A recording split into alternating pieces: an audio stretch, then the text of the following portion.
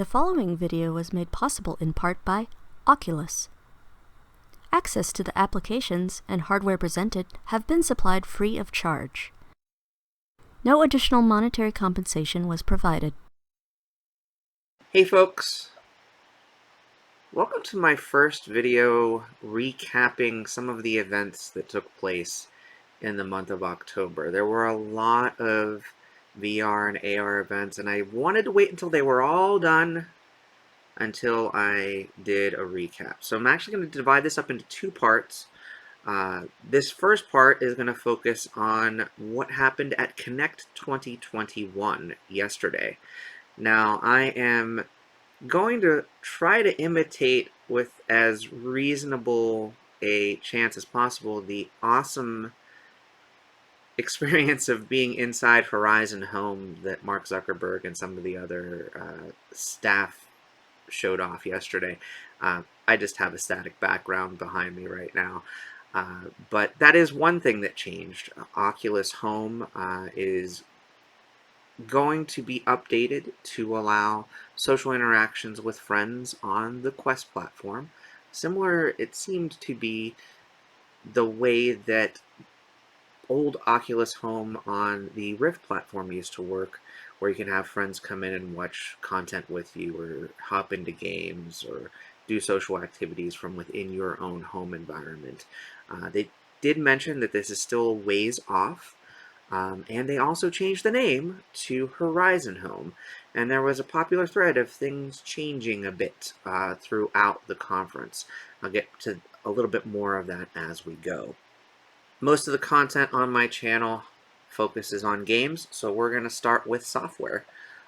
Vertigo Games, who's created a lot of awesome VR titles, as well as supporting VR arcades and a bunch of other platforms, revealed that they're going to have 5 new games coming to the Quest platform in the future. One of those including a project in collaboration with Deep Silver, and a game that's already been revealed after the fall announced their release date, which is going to be December 9th. Warp Frog, who created Blade and Sorcery for PC VR, unveiled Blade and Sorcery Nomad, which is a Quest standalone title.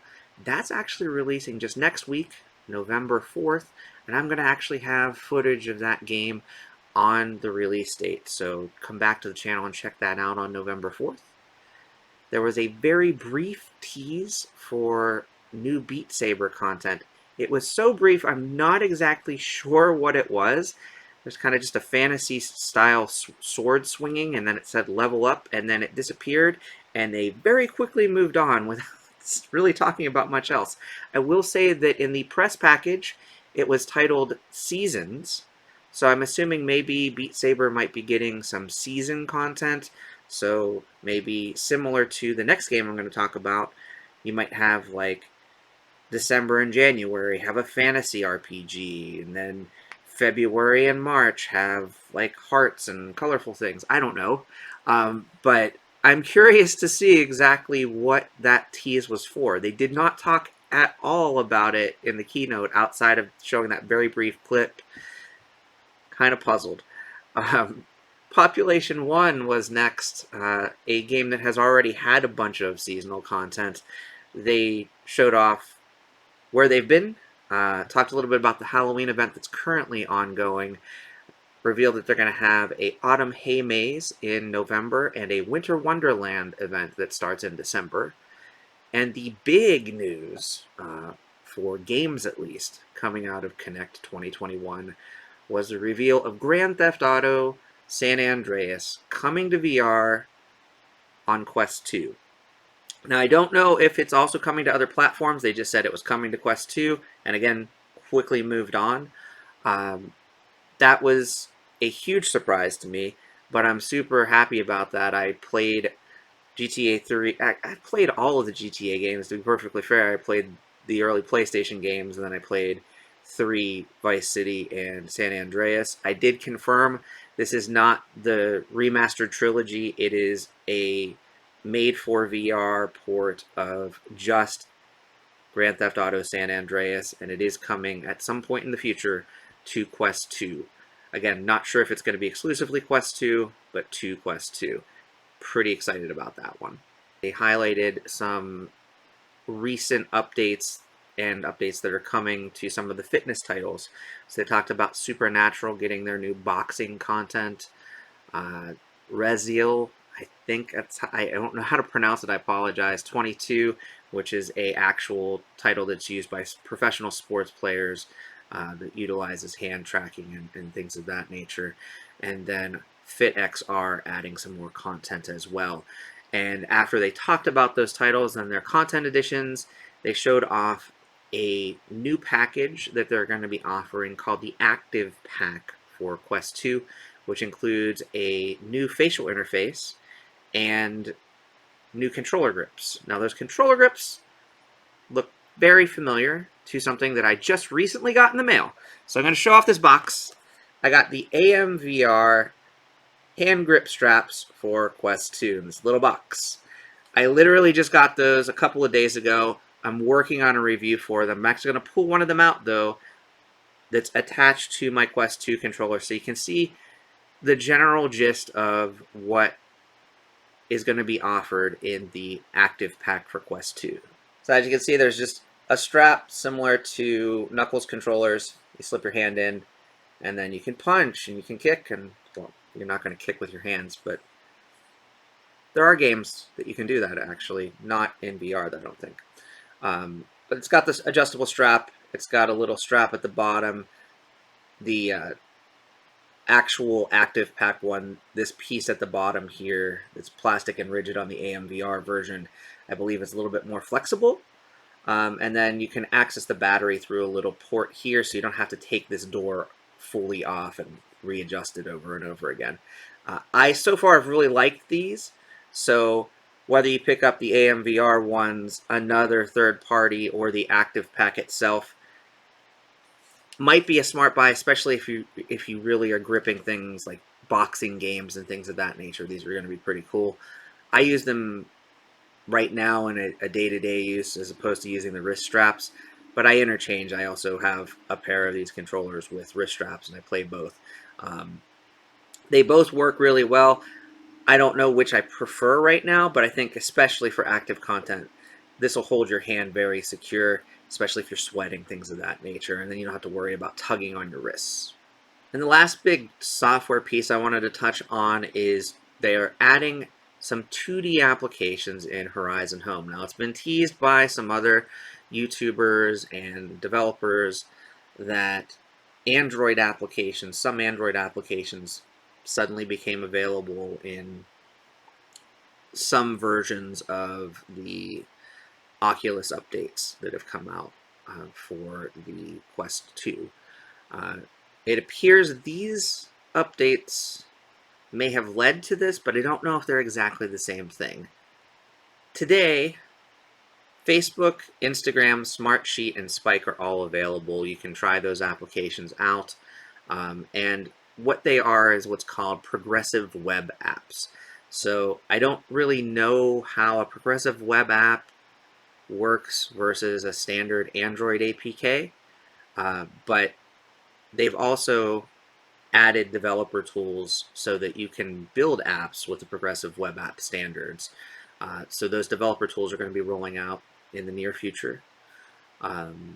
There's also going to be more 2D apps that are already in the pipeline, such as Dropbox, Monday.com, Neural, My5, which is exclusive to the UK, and Pluto TV, which is not exclusive and is an awesome application if you want to watch basically TV channels from multiple curated places. And then Slack, which is a powerful communication tool. I'm hoping that applications like Discord, for example, and the ability to potentially multitask become available, so that, you know, if you're streaming, you could potentially pop into your Discord channel and interact with the chat and things of that nature. That would be super sweet. Especially since, unlike the PC VR platform, it's really hard to do like a virtual desktop where you can pull in chat. So if you can at least quickly switch between the applications, I'd really like that. So thumbs up if that happens. If not, it'd still be pretty cool to have in the home environment. So I'm going to shift gears to some developer highlights that also impact regular users. A tool that's fairly familiar if you've worked with an old Oculus Rift device and had a lower end PC, Space Warp is coming to the Quest platform. They're calling it Application Space Warp as opposed to on the PC platform it's called Asynchronous Space Warp. And that gives applications the ability to use more compute power. They're saying up to 70% more compute power with no perceptible artifacts. And how it does that is it actually kind of downscales it to a lower refresh rate and then re-upscales it, basically. It's kind of some magic voodoo, so that it's still at a comfortable frame rate when you're viewing it. So that kind of down sample and then re-up sample allows them to make slightly more powerful applications, and in this case, much more powerful applications available on the Quest platform and potentially on future standalone hardware that I'll get to in just a moment. Another awesome thing is they are adding cloud backup in the near future, not just for cloud-saved content, but if you have user data, if you have photos, if you have saved games for non-cloud-based content, you're going to be able to do a full user backup at a system level. This is going to be awesome for people like me that have moved from a Go to a Quest 2, potentially to whatever the next thing is in the future. I've also moved from a different size Quest 2 to another Quest 2. As things upgrade and you change, I had to replay whole games when new content came out for them because I didn't have the ability to have cloud saves to deploy them. I lost photos and things of that nature moving from device to device because I wasn't smart and backed them up first. So being able to do that with a cloud platform is going to be awesome. In addition, they are adding several new SDKs. Some of them are available now, some of them are coming in the coming months. One is going to be called an Interactions SDK, and that's for integrating better hand tracking into your applications. There's a new voice SDK, and there's a lot of stress on making things so that you could do more powerful social interactions in VR. So there's going to be more social features, more avatar-related features, that type of thing rolling out to developers in the near future. So moving on to hardware, I know everybody thought there was going to be a brand new headset coming out, and then some of us were like, I mean, they might talk about hardware, I don't know. Popular theory was they would talk about 2 different headset devices, and they kind of did. They almost hinted at a third as well. But what they really did was they revealed the code names for a couple of devices. Now, this is not uncommon to happen at Connect. Several Connects ago, they revealed Project Santa Cruz, which, through iteration and a couple of years, turned into the Quest. They announced Project Cambria, which, if you've seen some of the leaked videos and footage and pictures and renders and things of that nature that have come out over the past week or so, is a high-end standalone VR headset that they're going to integrate eye and facial tracking, mixed reality experiences, and the ability to track objects in depth in ways that you can't do currently with the Quest platform. They did announce that they are going to be working with third parties, and they've already started to do so, as well as working internally to develop experiences for the device.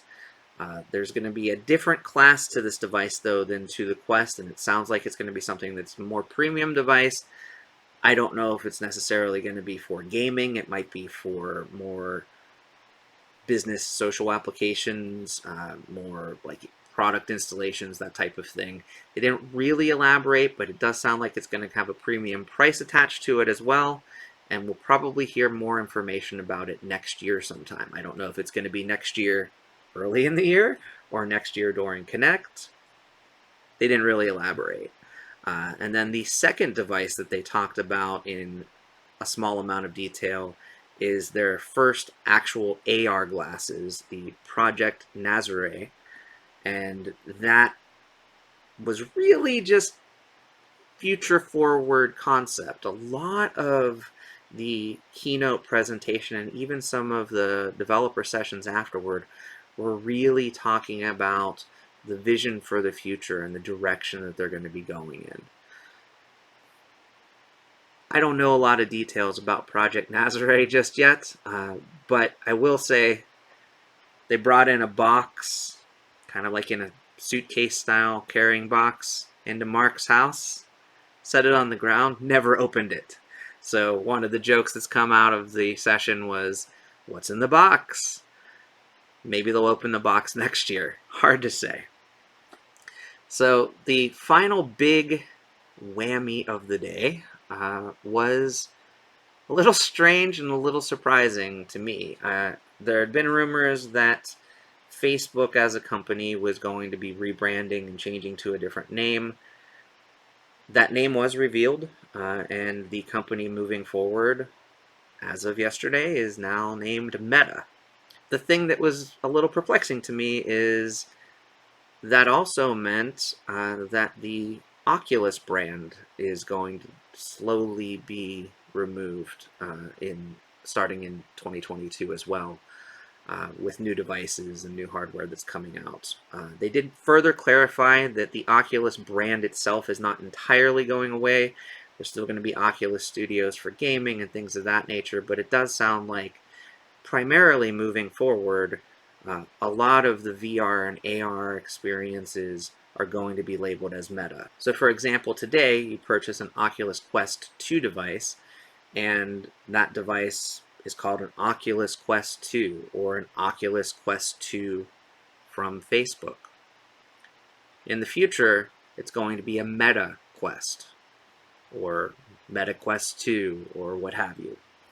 So it kind of shocked me, to be perfectly frank. I've built a lot of brand loyalty to Oculus over the years. I have multiple headsets. If you watched my last video, which announced that I'm now an Oculus brand ambassador, literally 2 days ago, I accepted terms for that program.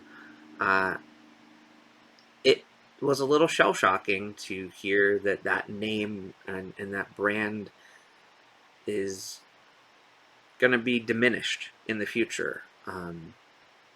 I have kind of come to terms with it. I visited Meta HQ, took a photo with the new Meta logo that used to be a thumbs up sign when the company was called Facebook.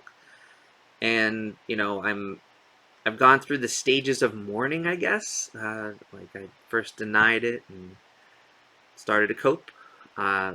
It's really weird to me to see the name Oculus potentially going away in the future, or at least the product and the label being diminished in the future, because it has been synonymous with VR for a lot of people for the past 6 or 7 years at a minimum, and that's going to be hard for me to deal with, or at least confusing to deal with in the future. I'm kind of hoping they change course and keep Oculus around, because I don't see them doing away with Facebook.com for their social network. Maybe they will. I don't see them doing away with WhatsApp and Instagram and all of their other products. Like, if you go to meta.com today, you see a list of all the products, and Oculus is one of them. It just puzzles me that they would remove a name that was there before Meta, and I mean, for those of us that have been in VR, will be there long after. Kind of strange. But Meta is the name of the parent company at a minimum moving forward.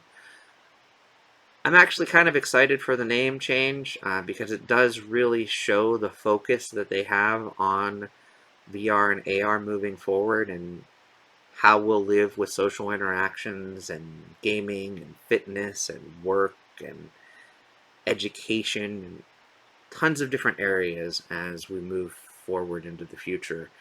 The entire keynote was really forward facing and talking about vision and future state. It was a little strange, to be perfectly honest, because there wasn't a lot of talk about what's happening in the here and now.